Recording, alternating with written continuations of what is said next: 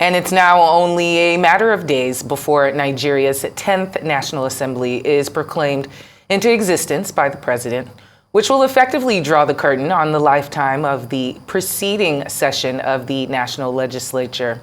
Both chambers of the outgoing National Assembly actually had a time of acquitting their lawmaking responsibilities, but their tenure was also defined by their unusual closeness to the executive arm of government. From the onset, the rubber stamp tag became synonymous with the Assembly, especially the Senate. Well, for a look at the scorecards of the Senate and House of Representatives during the 9th National Assembly, we are now joined by Arise analyst Sam Amadi, a former member of the House of Representatives Eseme, Eyibo.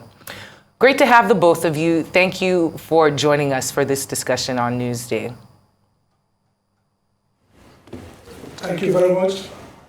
All right, Dr. Sam. I appreciate your company, and thank you. Thank you. Thanks for joining us. All right, Dr. Sam Amadi, let me start with you. Just a general scorecard for the outgoing 9th National Assembly. Your take. Well, I think a few notable things. The Electoral Act 2022, which contained some innovation, could go for one of the high points achievement of this National Assembly. Fortunately, INEC destroyed the better part of that feel-good factor. But again, you can talk about the last-minute constitutional amendments. Some of them will go some way in helping with decentralization of governance and in terms of removing some of the centralizing subject matter of the Constitution, devolving power, electricity, rail, and all that. So those count as some of the legacies, if you will. But the overall assessment of that National Assembly is that first, it was a National Assembly that misconceived its responsibility. During the tenure of Senator Kenan Amadi, when I was special advisor, we conceived the idea of the third way, what we call interdependency. So we thought first, a National Assembly can conceive itself as opponent, aggression, conflict with the executive branch, which is not good for the kind of development we need as a country focused on development and needs rapid development. A National Assembly can conceive itself also as subordinate, which is also not good because we have authoritarian logic and authoritarian legacy in Africa, rising from colonialism to military rule, that make presidencies across Africa more like imperial, elected kingship. So if you become such a subordinate National Assembly, you would probably provide diesel or fuel to that authoritarian machine. And so we talk about interdependency, a National Assembly that conceives itself as supporting the executive to govern well with legislative instruments, but at the same time holding them to account and acting independent. And so on that basis, I think the last National Assembly misconceived its responsibility. The President of the National Assembly, the chairman rather, who is the Senate President, made it clear that anything that comes from the presidency will approve. And I think that's really sad and unfortunate, because there were needs. There were times when there was crying need for re-oversight. Think in terms of the borrowings. Today we're talking about we have over-borrowed, and people are saying, look, what did some of these borrowings violated the Fiscal Responsibility Act, violated the DMO law, and several other. I, for one, filed a petition to the National Assembly, highlighting that there are no due process. They come to you for borrowing without explaining the cost-benefit analysis, both in the short and medium and long term of this borrowing. For example, just a few days, the last day of sitting, we started hearing about oversight of Air Nigeria or Nigeria Air. So this National Assembly defanged itself, removed its fangs, and behaved, kind of misconceived its responsibility, gave the executive government of President Buhari a lot of leeway. And so what we're going to see in the years to come will be many levels of corruption, many levels of violation of due process, many levels of misdirection of the executive arm, which could have been contained or constrained by an independent National Assembly. The idea of, the conception of a separation of power in the theory of democratic governance, it's not because people hate the executive. It's the idea that when you are dealing with an independent legislature, the executive will first not go overreach themselves. They're going to do a lot of more rigorous analysis before they take policy actions or even take legislative options. They are going to also try to build a bipartisan, support for policies, which helps to clarify, reduce error. But when you have a lame dog and slam dog, National Assembly, then you are likely going to be less rigorous, be less tempered, and be less bipartisan in developing policies. So I think that overall, I would score this National Assembly poor. Compared with Saraki's National Assembly, interestingly, it was an effort to correct what they perceive as error, the hostility of that National Assembly that created this idea. But Saraki's Assembly was independent, did something, put the government on check, help the government not to overreach. David Macon, supportive of Jonathan largely, but considered himself independent. The Kenamani National Assembly, fantastic. Both him and Masari were able to push back on the third term agenda, helped the cabinet to grow the economy, worked closely with Erufai, with Konjiwala at the level of economic policy. But we are second-guessing the president in terms of his overreaching political agenda. That's the kind of National Assembly that a third world country or a developing country like Nigeria that needs both executive competence as well as political stability needs at this point. So I was called them very poor. They didn't do well. A few bills, but generally was a very, very lackluster National Assembly that lost its mission and its direction. Now, thanks so much for that, Dr. Amadi, but I'm sure the leadership of the Ninth Assembly, will disagree with you. Senate President Ahmed Lawan believes that they broke many jinx. They did many first by overcoming traditional obstacles, through consensus building and what he called clever political briskmanship. Femi Gbajabiamila also says that the reason why Nigerians are calling the Ninth Assembly a rubber stamp is because, they did not confront the executive. Instead, they complimented it for good governance. Now, Honorable Eseme Eyibo, I'd like to know your own assessment, of the performance of the Ninth Assembly. Well, in giving my assessment, I have to look at what were the intention of the Constitution by the creation of the legislature. The legislature has clear objectives, primary responsibilities as contained in the Constitution. The issue of the oversight, the issue of the legislation, and of course the issue of the appropriation.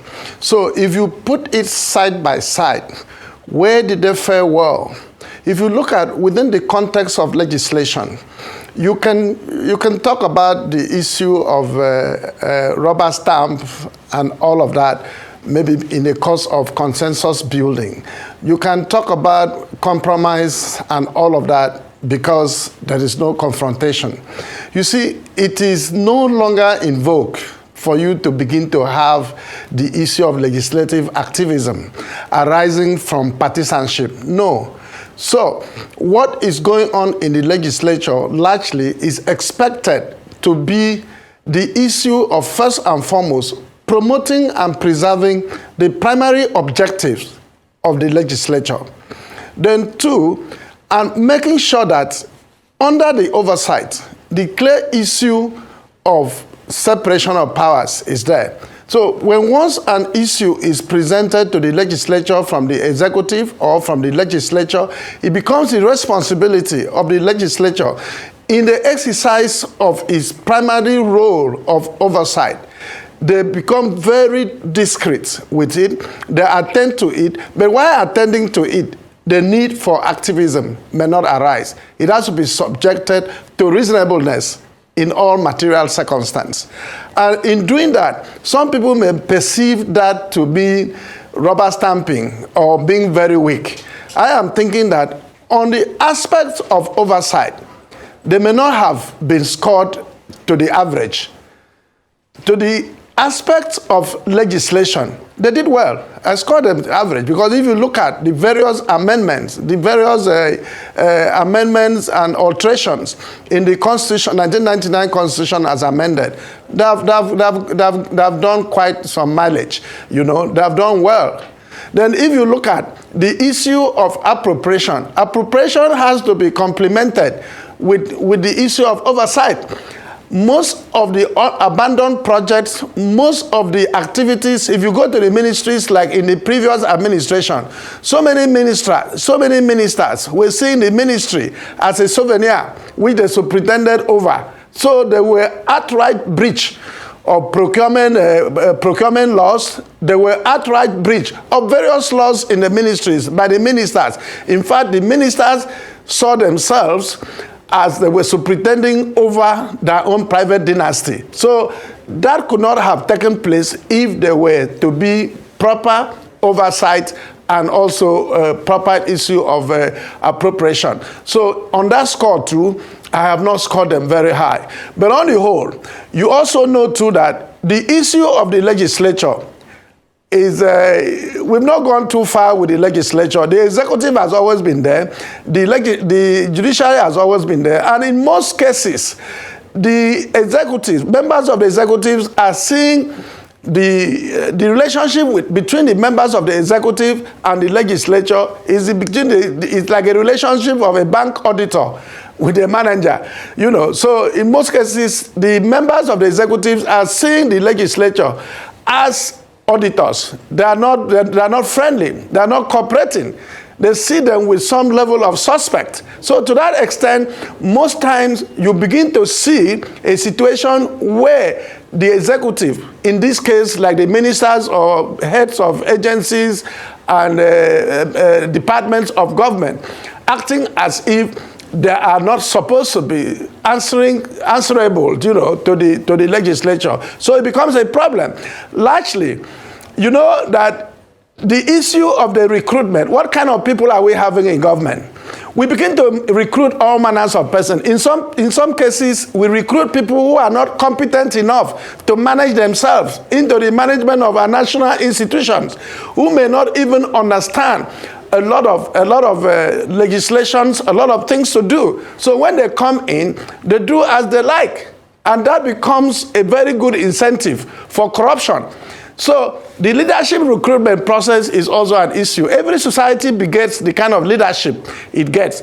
For example, when you are talking about National Assembly, who are members of the National Assembly? There are those gentlemen and ladies elected through a cycle of election to go into the National Assembly.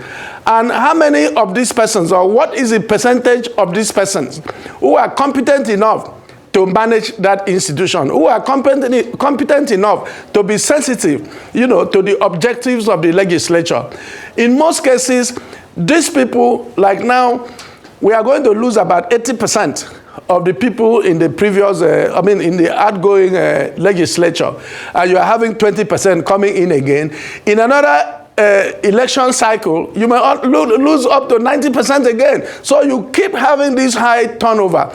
This high turnover definitely will reflect on the quality of the responsibilities of the members of the legislature. So in total, having gone into those subs of appropriation, of the issue of legislation, of the issue of oversight, I will averagely and generously saying that they have done their bit. I don't want to go into the issue of what went wrong, but I am looking up to what is going to work. But what is going to work is going to be a strong institution where we have strong supervisors, we have strong supervision, we have strong characters. We also be able to make sure that we enthrone a regime of legislative agenda that will be able to raise the ante, you know, of government as a business. And I have no doubt in my mind that with President Osiwaju Bola Ahmed Tinubu as a president, meanwhile he is trying to sow that seed of growth and opportunities. And the next National Assembly by the 13th of February, 13th of June, right, God willing, I pray and I'm very hopeful that we are going to have another set of men and women who will be sensitive to the sensibilities of Nigerians. And because an average Nigerian, mostly the youths, have lost faith in government.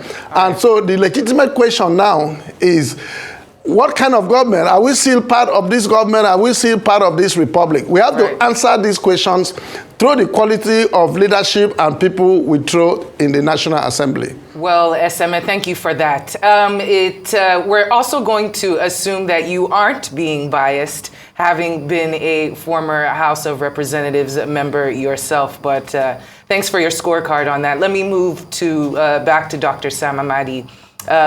We're doing a SWOT analysis of the Ninth Assembly. I guess we've talked about their weaknesses.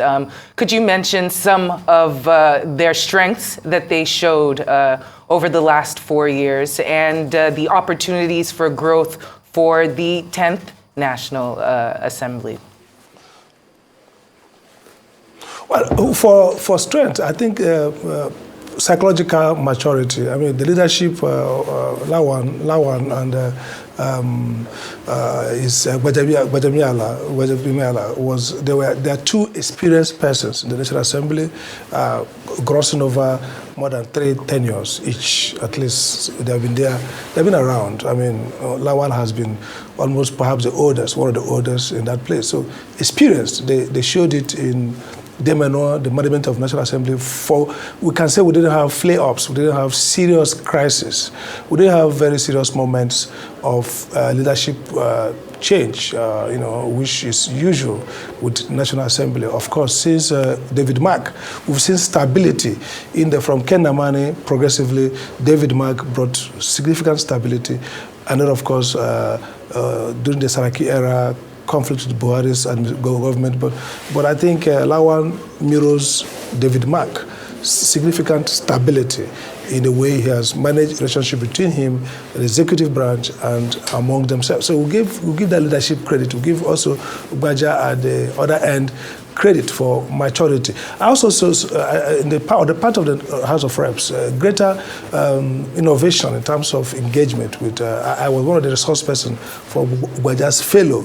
They tried to reach out, they tried to, create a sense in which the legislature, not just lackluster, but again trying to be innovative, trying to engage with issues, whether it's electricity, whether it's dealing with conflict with workers' issues. We saw with the pandemic, there are some responsible behavior along the way. The opportunities now. The opportunities. Look, we have 3 great headwinds that we didn't manage well. One is security, and this is where they failed most, which is we saw a National Assembly that did not move beyond the conventional executive sessions with top military brass into doing something like the US did after 9/11. And I canvass for that, a bipartisan commission, not just National Assembly coming to ask questions. You bring one general.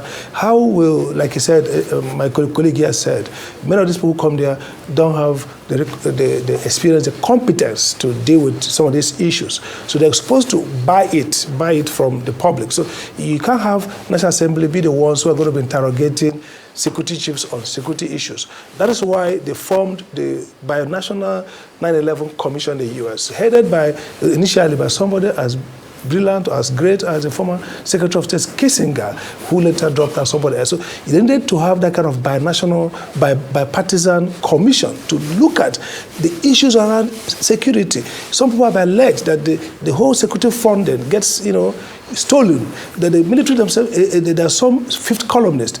These issues should have warranted intense investigation with a structured investigation. That's an opportunity missed and we can get. Take, for example, issue around economic crisis, poverty, excessive. We need less than cosmetic. One, somebody bring emotion, the fuel is going high, people are suffering. They say, okay, look at it, we beat committee, give us report. Nothing moves, the needle doesn't get moved. So the opportunity now is that there's now a certain sense in which a new government is a new beginning. And a government that that prides itself with some degree of innovation, policy thinking, that brands Lagos as its contribution in terms of innovative governance, needs now an innovative National Assembly that is going to do three things. One, the senators and legislators should not consider themselves as experts, subject matter experts. They are not. Their job is to leverage and mobilize national intelligence to solve problems. They are the ultimate lawmakers, but the inputs that go into that lawmaking, they can leverage, they can mobilize outside their hallowed chambers. The second point they have to bear in mind is that we are on a government that is like not transparent, opaque, corruption all the way. Now we have a new government. They have to set a marker and make their hearings public. They should do away with so-called executive sessions where big guys come in and brief them in public, in private. No, the U.S., the only time you have executive sessions, not executive, is when they deal with security. And so it's on who ought to know basis. And that makes sense. It's an executive briefing where the public will not know. Otherwise, some of these intense public issues should be made public. And the third issue I would say is opportunity for them now is that because we are also a divided country now, because we've seen the election has also perhaps widened some of the gap around religion and ethnicity, this National Assembly should occupy the center, the middle. They have opportunity now to rise above politics. And I think that starts with the way they will appoint, elect their national officers. Now, the Constitution is very careful here. Nigerian National Assembly departs from the British parliamentary system and even the US. In the US system, there are no constitutional provisions for electing anybody. You have a senator, a senate president. The senate president is the vice president who doesn't even vote or do anything. He only comes here on state of union on the formal days or when there's a tie. The speaker is the leader. The majority members are there. But here, the National Assembly, the Constitution says you members elect your own officers. Now, what the Constitution wants to do is to model the National Assembly as a slightly non-partisan platform, where National Assembly people see themselves as lawmakers and therefore different from the executive that is now party-based. So the president and the vice from a particular party select the officials who will most likely be members of their party. The National Assembly, coming with all this now with 4 parties, 2 major or 3 major parties, as the case might be, sitting together and choosing among themselves who is the best guy who can help us set the agenda. It's not a case of who has the party authorized us. That's very important. So they have to elect their leaders with a view that these leaders are persons who have both the network, the capacity, the support to help them deliver on a constitutional mandate. Complementary, but not subsumed within the presidential mandate. This is an opportunity now for them to create that kind of National Assembly that people can say, this government failed, but the National Assembly succeeded. Or they can say, the government succeeded, but the National Assembly did far better. The National Assembly has clear mission and mandate that, in spite of how the executive work, the people can appreciate. So take, for example, security. The executive, the commander-in-chief may not be capable or may not have done things well, but the National Assembly can create legislations, framework that minimize that impact of the National Assembly's work. So, of the governor's work. So that's what I think is the opportunity they have now. Now, just following up with what Dr. Sam Amadi said, Honorable Eseme Eyibo, now this question is for you. I remember that in 2020, the House of Representatives tried to summon the former president, Muhammadu Buhari, over the security challenges, that the country was facing at the time. But the AGF said the House lacked the constitutional power to summon the president. Last year, we also saw the minority caucus in the House and the Senate giving the president a 6-week, ultimatum to address the security challenges in the country or to face impeachment. So I'm wondering, in situations where we are debating, the powers of the House of Representatives or of the Senate, should we have a review of our Constitution, probably to know, how much powers the Assembly has as regards what the executive is doing? Very briefly, please. Well, there is nothing to review here. I have earlier told you that the Constitution has empowered the legislature sufficiently to the extent that all the activities, all the issues surrounding appropriation, surrounding legislation, surrounding oversight, of course, rest on it. I have told you earlier here that in some cases, the members of the executive, because of how new, how strange working with the legislature is, they have always been used to executive and the judiciary. So the legislature is very strange to them. You see a situation where there is a public hearing or a public sitting or a minister or a service chief is being invited to the National Assembly. He will refuse to attend. In some cases, the legislature will exercise its powers by issuing a warrant on such officer. It will not be effected. It will not be enforced because there is clear issue that the separation of powers, the executive people do not understand all of this. And two, this cannot also be enforced because we need to also improve on the quality of leadership of the National Assembly. Like Sam said, which I may agree, but I'm not conceding, is that, even in America, when once you have the Democratic Party as a majority, you definitely will have the speaker from the majority. So here, if APC has majority in the Senate or majority in the House of Representatives, they have that internal responsibility to be able to mobilize its members to bring out its best. Those who will preside over the legislature. So it's not a free thing where you call all the parties to come and elect. There must be an internal situation where you bring out your best. And at the same time too, it's also very important for us to realize that beyond the politics of political parties, we need to transform ourselves into the issue of governance. Because on admission of oath, as a senator or as a member of the House of Representatives, that oath is not an oath of a political party, it's the oath of the Federal Republic of Nigeria. So the partisanship thing here, it does not arise, but that does not take away the powers of the political parties to weld together the strength of its members and mobilize itself to ascend to the leadership of the place. Three, like the security situation in the country, it's very unfortunate. The way these people, most of the security heads are being recruited, a lot of them, they have the power grids. This one will be answerable to the National Security Advisor. This one will be answerable to the Attorney General of the Federation and all of that. So because of this, the existence of these various power grids, they seem to... Honorable, I apologize for interrupting, but we have completely overshot our time. But we do appreciate all of your comments and your time spent with us on Newsday, Honorable Eseme Eyibo, and of course, Dr. Sam Amadi. Thank you both for joining us this afternoon.